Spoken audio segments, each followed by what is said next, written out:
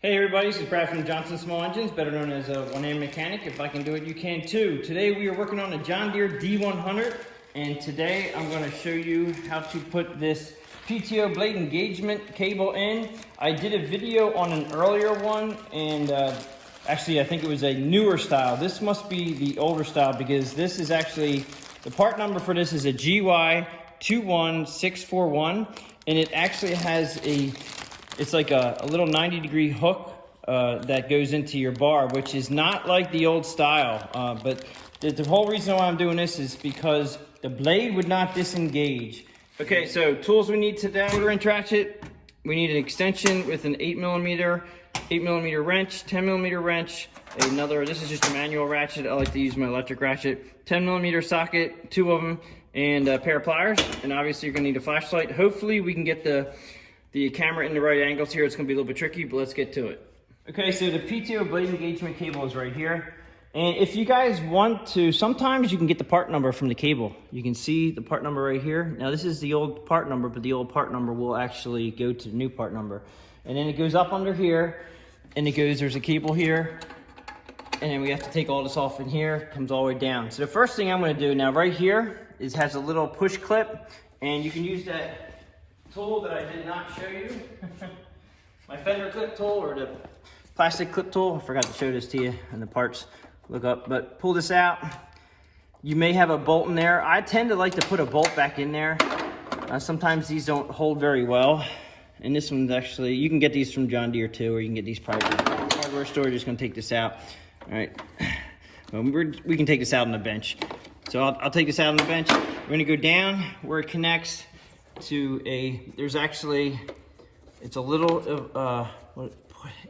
another little plastic clip that actually is a push clip which you can pull out. Now this cable is awfully bent up right here. Now you can see that's half our problem. The reason why this came in here is because the blades would not disengage, so the cable wasn't running. You can see, you gotta be real careful here. I got metal coming out, and I'll show you the other two ends. This I just saw. Don't think I like it hanging up like this. It's too much of a bend. So I may or may not put the new one up in there. We'll see how it goes. Now we have to come down to this part here where it connects to the mower deck. And I'm gonna try to get the camera view on the other side to take this butterfly or the bow clip out. So we're gonna go around to the other side and I'll show you that. Okay, so this is the clip right here. Hopefully you can see it from the other view. And you just have to, this is a bow tie clip. I'm not real fond of these right here. This one actually came out okay. And then you should be able to pull this out and up. And then we have to try to get this spring off right here. Now this is also the newer style, so it's pretty easy. It's just like a 90-degree. And you gotta pull your cable under there, give you some slack. And then you have to 90-degree it, just like that, okay? And pull this out. Okay, so now we have to come up to the handle up here. Okay, so the next step, we have this cable out. Right now, we have to get underneath this piece here and take this clip out. And it's a pair of needle nose pliers, and if you can see that right there, we have to pinch that together. Now I'm gonna go off camera and do this so I can show you. I can't show this to you while the camera's there. So we have to pinch those two little tangs. You'll see when I take it apart, and then you'll figure it out from there. So let me get this out and I'll show you. Okay, so I got it out. Now what I'm talking about, the two little tangs, there's one on this side and one on this side. There's two of these. These have to be pressed together before it'll come out of this hole. Okay, you see how that is? And I had to turn it. It was literally sitting like this. And what I did was I actually turned it like this in the hole, and then I was able to get the pliers in there to push them to make this come out. Now when you put the new one in, it's easy. You just go up and then push it in, it locks in. But you wanna make sure you get this out. All right, so then you have to follow the spring. Now see the spring, or see the wire right here? This whole wire cable is just all messed up. This has wire right here. There's no way that this blade engaged or disengaged very easily. Not sure how this happens, but I think the customer previous had this thing way too many kinks in it. Anyway, so we go back up in here, and this is your blade engagement arm right here. This is a 10mm wrench, and then up top, I'm pretty sure there's a nut. Okay, so what I'm gonna do is this spring here has to come off, and they give you a nice feature here where you can just put your finger in it. I'm just gonna show you how it comes off. Just pull back, and then it comes down. Now that is pretty tight. There's a lot of spring tension to it. And remember that your arm up here, okay, this lever connects to the bottom down here. This is how this all moves. This is your PTO blade engagement lever, okay? This just has a hook on the end of the spring, which goes right on the bottom like so. And then you pull it tight like that. Now that is a lot of tension, so just be careful when you pull that off. Now, I'm actually gonna leave this on for now because what I'm gonna do is I'm gonna take this 8mm, it's an 8mm socket to take this nut off. I'm gonna put a wrench behind here. This is a little tricky for me to get off. I would rather just take the whole arm down and just deal with it that way. And there's a flat spot on this aluminum arm that'll slide right up into the bracket, so you can't mess that up. So right now, I'm gonna leave this spring on and I'm gonna take this nut off with the wrench and the socket. Okay, so this should be an 8mm back here, which it is. You're just gonna have to hold your wrench on behind you and take this out. Be very careful you don't drop the nut. I turn it to the side a little bit so the socket catches it. I'm gonna tap it down so it comes out so I don't lose it. Take your wrench out. This should come right out, like so. Now I'm gonna take the spring tension off. Okay, now this should just drop down. Now take the spring off. Then this will drop down. It should drop down just like that. Okay, just now how it goes back up, it's pretty straightforward. You have a flat spot on the rod here and a flat spot on this, on the bracket. And you're just gonna, you have to hold down the top. From the top, you have to hold down this is your arm right here. So you have to hold this down and just kind of maneuver it to get these things to slide back on like that. And then we'll put it back up in there. So having this off now, I'm gonna take it to the bench, and I was right, there's a nut on top of here, it's 10mm. So we're gonna take this to the bench and we're gonna set it up with the new cable. Okay, so we have it laid out on the bench, and all we wanna do is put the new cable on there and take the old cable off. So I'm just gonna go ahead and put a wrench on this side.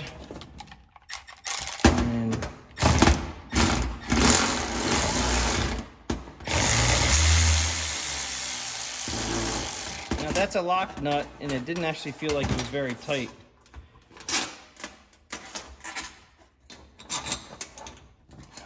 I'm just swapping out from the old to the new. I know you can't see this, but it's just a matter of putting it back on there, tighten it back up, and you just snug it up. You don't have to go crazy with it being tight because it is a lock nut. And we'll just snug it up. All right, so let's go back and put this on. Okay, so I have the cable routed just down from up here, and just have it coming through here like this, so it's sitting on the battery like so. Now what I want to show you is there's a switch back here. This is the PTO safety switch, and you may not be able to see this, but my finger is pushing on it. Okay, so when we put this back up in here, this flat piece will go against the safety switch, and you have to make sure that you're not trying to go up into the switch. You can hurt it. So it's really, you're not gonna be able to see this, but you'll know when you're doing it. You'll feel the safety switch, the plunger goes in and out, and then this piece has to be sitting on the back of it, like so. All right, so I'm gonna go ahead and slide this back up onto the bar. I'm holding the bar with my one arm, and I'm sliding it. Now, this is where I have to be careful with the switch. So I'm gonna move the bar out a little bit, so this is actually sitting out, and it only goes on one way. All right, just like that. Now I'm gonna bring it back to the switch, and I'm actually gonna put it in the disengaged position. I'm just holding it tight right now with my arm. So this is taut, this is not loose right now. I'm pulling back on the handle. Okay, so I'm holding back on this handle so everything is nice and tight right up in here against the switch. I'm gonna try to put my bolt back in. I'm gonna put the nut back on just so it doesn't fall out. Now be very careful when you do this. You don't wanna lose this nut. Can't tell you how many times I've done this and lost the nut, and it's hard to find sometimes. Okay, so now it's on there, it won't fall down. So what I'm gonna do is I'm gonna put this spring that we have back on. So that goes on the bottom like so. I'm gonna pull it out, and that's tight. I'm gonna get my wrench behind there, 8mm wrench behind it. I'm gonna go ahead and tighten it up.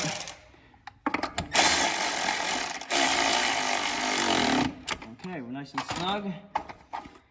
Let's go ahead and operate it once, just so it works. Okay, so now we can go ahead and put this cable end up in here. Okay, so it just snaps in. So you have to take the cable, put it through the little slot right there, and then it'll snap in. Now that won't come out, so we're good there. Then we come around and we're gonna loop your cable underneath. So sit it here. Now remember we had the plastic push connector. What do you call them? We had the plastic push fastener that goes right into the frame. I tend to like to go ahead and put a bolt in there, but just for this purpose of this video, I'm gonna go ahead and put the fastener inside there. Okay, so I pulled the old one out. Doesn't look great. I'm gonna wind up probably putting a bolt in here after the fact, but just take the old one out, push it in here, and then this is gonna go like right there. Actually, it's not too bad. It's probably just as good as the last time it was in there. A bolt or just a new one or even the old one will probably get you by, but if this comes out, I know a lot of them didn't have that. It's just something they did and to make it a little bit from hanging out near your tire. Now, I don't like the way this was wired up in here, so I'm gonna go ahead and try to put this on. Now you have to make sure you put the spring under everything, which means under your belt and under your brake. This is gonna fight me a little bit here because I put it on. Now this is the arm right here. This is your blade engagement arm. Now there's a hole right next to the idler pulley itself. And that's gonna probably be really hard for you guys to see, but there is one. Just remember when you took the other one out, or the other one may have actually broke, but there's a hole there. Now this is 90-degree bend. You're gonna put it in the slot in the hole and it should just be straight like that. It's gonna be a 90-degree bend, and then you're gonna come out to your cable here. You're gonna pull the cable taut, put it through that slot. This will also push right in, just like so. But you need to have this clipped on here to hold it in, and it's gonna be real tricky to see. So I'm actually gonna get my head in here and we'll put this back together again real quick. Be right back. Okay, so you just have to it's real hard to see from this angle, but you can see it from that angle. You just gotta find the hole, push it in like that. It's just basically keeping it from going anywhere. And as long as you have a pin in there, just to keep it from going. That's pretty much it for that. Now just come around here and I'm gonna show you. Okay, so you see how we have the cable runs underneath the belt and it runs underneath the brake rod, and it's into the hole of the blade engagement arm. And you see how it comes out here, and then it just nicely goes up here. I don't like the fact that he had it sitting up like this. I think there's a little much in bending. I get it. I see a lot of these on a lot of Craftsman tractors that just sit like this and there's no problem. I guess we could try. I just don't, there is the grommets there, and I would assume that is gonna be, I assume that's probably the original spot, because I'm even thinking sometimes somebody puts it in the wrong spot. I see the cable just seems to bend a lot right here. Let me go ahead and clip it in. All right, we're gonna go ahead and see how it feels. I think that's original.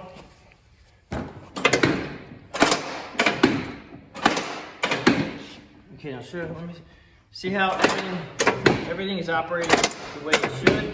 Blade engages and disengages as it should.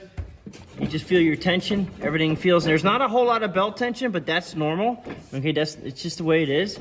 As long as it's engaging and it feels like it's engaging properly, and you disengage it and it's very sloppy, it's like it's supposed to be, because what happens is this engine pulley never stops running.